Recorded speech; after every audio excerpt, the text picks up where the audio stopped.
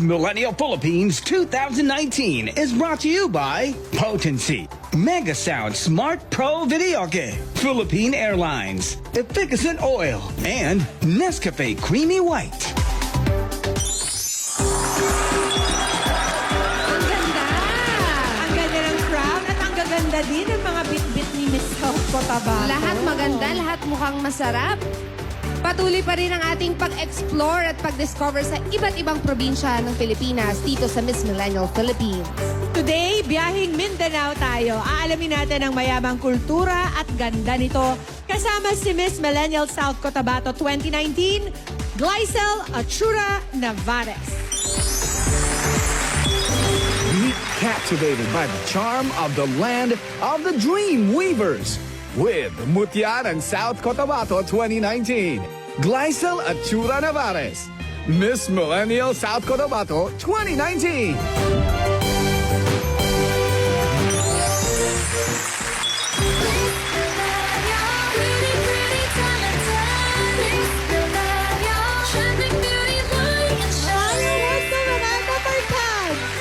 Nagmula sa probinsya kung saan telang tinalak ang sikat, may talentong pang back to back, at ang aming bayanihan spirit ay sadyang tumatak. Ako po si Glycel Achura Navares, ang inyong Miss Millennial South Cotabato. Hi, Glycel! Hello! Our Miss Millennial Cotabato. Welcome to Eat Bulaga again. Thank you po. Ang layo ng pinanggalingan Pinagalingan, ni Mindanao. Glycel. Si Glycel ay graduate ng BS Nursing at nakapasa na rin siya sa boards. Yes po. Congratulations! Thank you. May katrabaho ka na ba? Nagtrabaho po ako after I passed the board exam. Pero tumigil po ako when I joined the Mutya ng South Cotabato po. Para makapag-focus. And if ever po manalo, ma-fulfill ko po yung responsibility ko. Wow. At saka ngayon daw, ang pinagkakabalahan mo, mga outreach program. Yes po. Anong klaseng mga tao ba yung tinutulungan mo? Actually po, this week, parang everyday po, meron kaming outreach programs. Yung mga sa far-flung areas po ng aming community, lalo na po sa hometown ko. Then po, Paano mo sila tinutulungan? mga giving of hygiene kits, mga tsinelas po, okay. mga pagkain, ganun po. Tapos po, mga 3 days ago yata, namigay po kami ng electric fan sa SPED class po, yung mga children with special needs po. Very nice. Nakakatuwa naman. May pusong beauty queen talaga to si Oo. Glycel. Nakikain Matulungin. But you have to tell us about South Cotabato kasi marami sa amin ay hindi pa nakakarating dyan.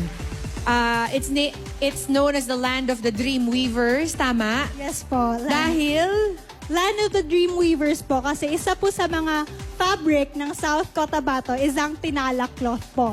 And yung tinala cloth po na yon, yung pattern niya po yon is inspired po sa mga dreams ng weavers. And one trivia din po about sa tinala cloth, each pattern po nun is magkakaiba, is distinct. Unique. It's unique. Walang nauulit. Ang Yes galing. po. And then po, we are called the land of the Dream Weavers po. Kasi we South Cotabateños po are people who weave. Samahan niyo akong diskubrihin ang aking probinsya where nature, culture, and adventure merge to a place I call home. Tara na at pumasyal sa probinsya kung saan magpapalambot sa puso mong bato. Dali na kag magkanto sa South Cotabato!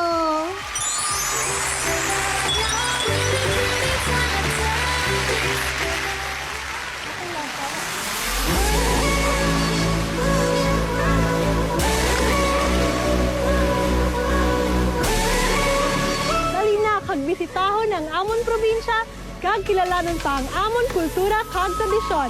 Dahil ang South Cotabato is our home, now your destination.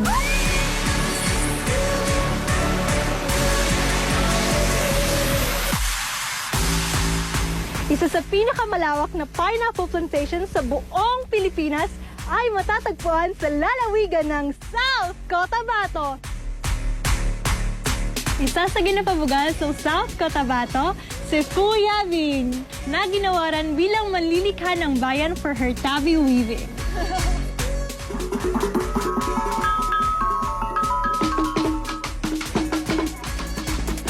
Banalan nga tilapia, which is Atiboli term for binalot.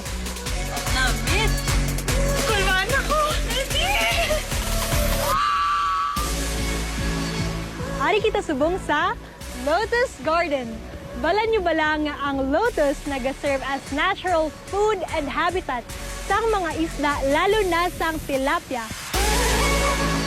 If you love extreme adventures, South Cotabato is the perfect place for you!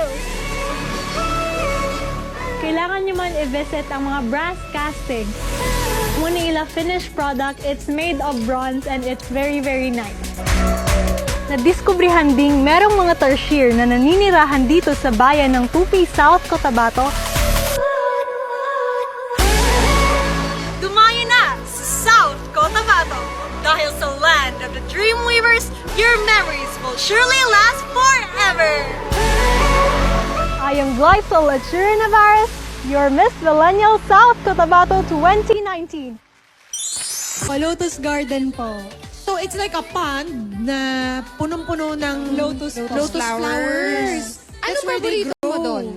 Yung sa mga pinuntahan po, yung School of Living Tradition po. Kasi nung pumunta po ako doon, parang naiiyak po talaga ako. Kasi meron po mga cultural performances, may Tamang-tama talaga na si Glycel ang representative ng South Cotabato, Kasi no? she's really in love Yes, with her po, province. super. Tapos kayo pala, Sabihin, matatamis Matamis. ang dala ni galing Glycel. South Cotabato yung mga langgam na yan.